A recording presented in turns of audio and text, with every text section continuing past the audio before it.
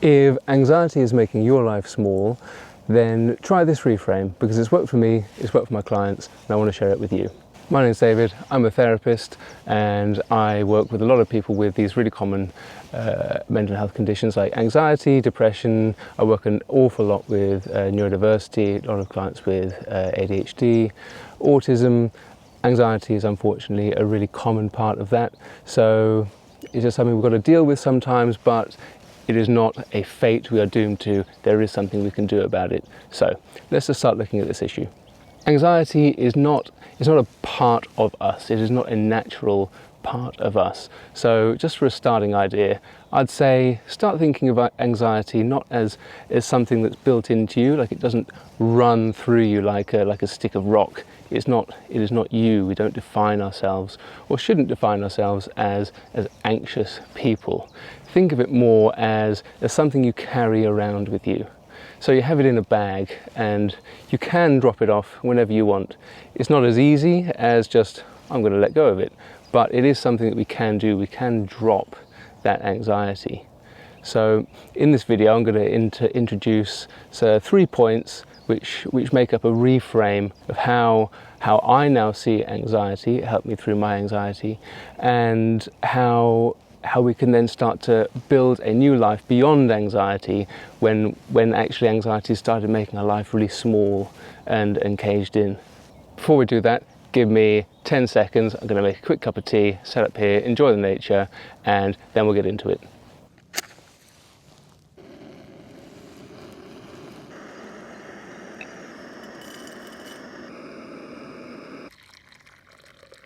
Okay, I've got my brew, now we can start. So, what I want to get to is 3 points, and these 3 points will help you to reframe your anxiety and start looking at it from a different point of view. Point 1 is that anxiety isn't random. Anxiety doesn't just occur for no reason, just bam, I'm going to come and mess up your life for no reason. Okay, so if you're anxious or you experience anxiety, you can probably, if you think back, draw it back to some sort of initiating moment. Often, let's say, have person A, we'll call them person A, and they used to drive all the time in the car, they were a passenger in the car, no problem. And then they had a car accident. And understandably, that led them to being really anxious all the time. Maybe even it stopped them going in cars altogether. So this is the obvious initiating event. It's not always quite so obvious as that. So you may well be thinking, well, I've not had anything as drastic as that. Let's take one that's a little bit more subtle, person B, and this person used to be in a controlling, coercive relationship, for example. But now they're 5 years down the line. And they're thinking, well, I'm anxious almost all the time, but life is good. I've got this great partner now. I love them. I love their kids with this great new family unit. I love my job. I like going to work. It fulfills me. I don't have to worry about paying my bills.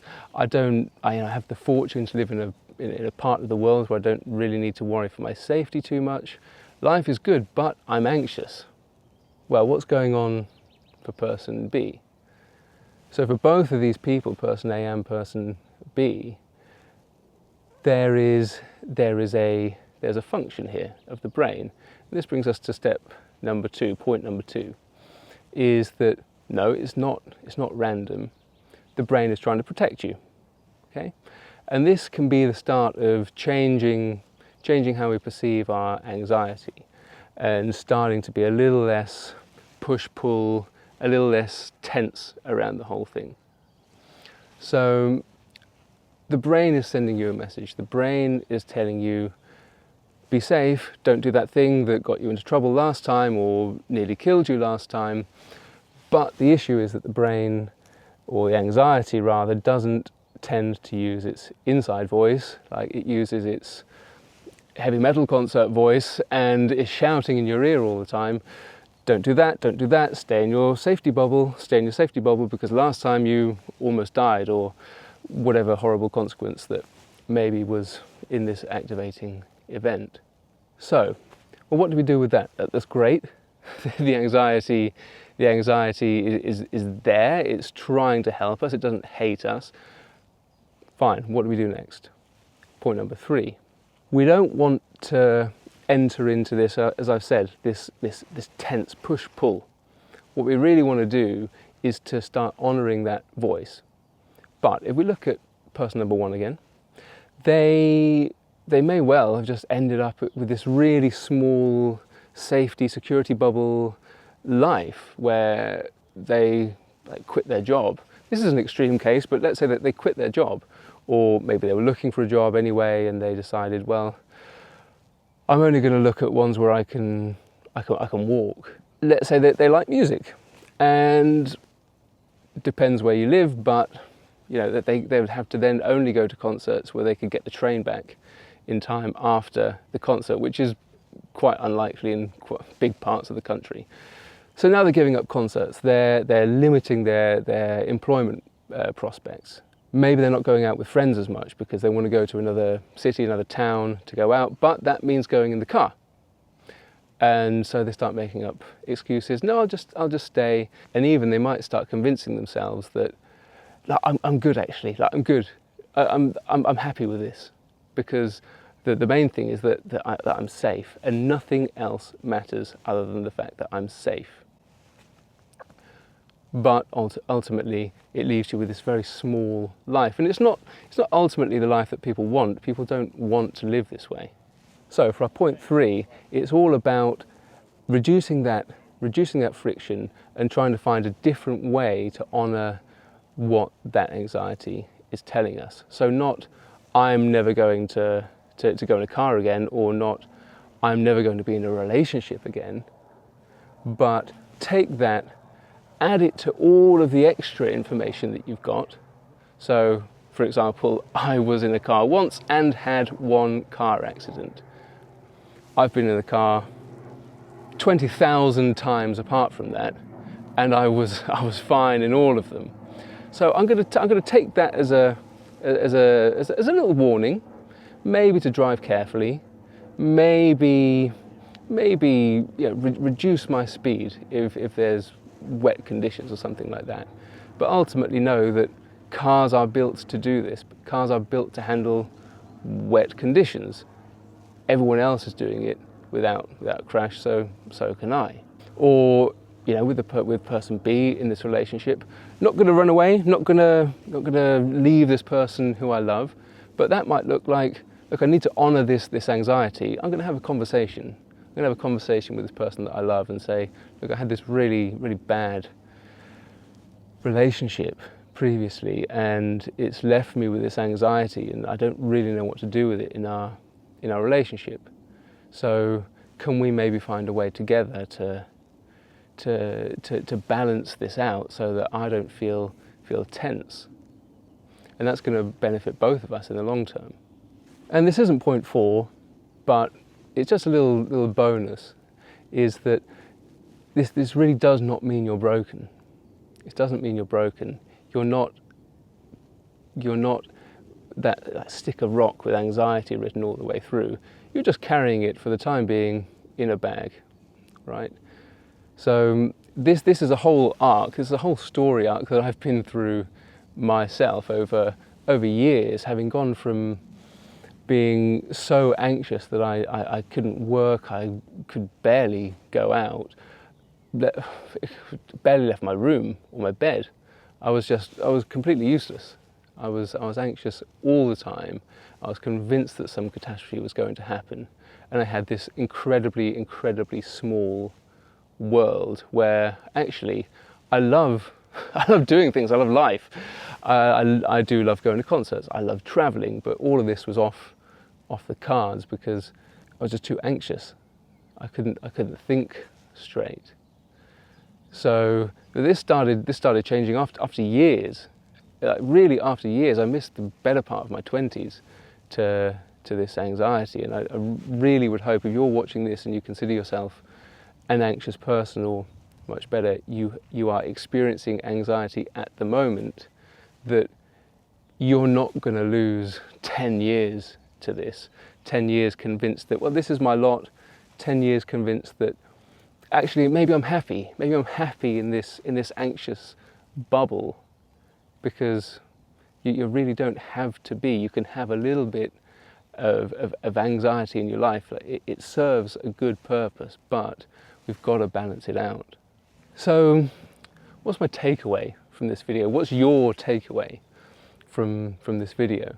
I know I've condensed this down into about 10 minutes, and this is actually quite a long process. I say long compared to 10 minutes, but you can really start making movement literally today.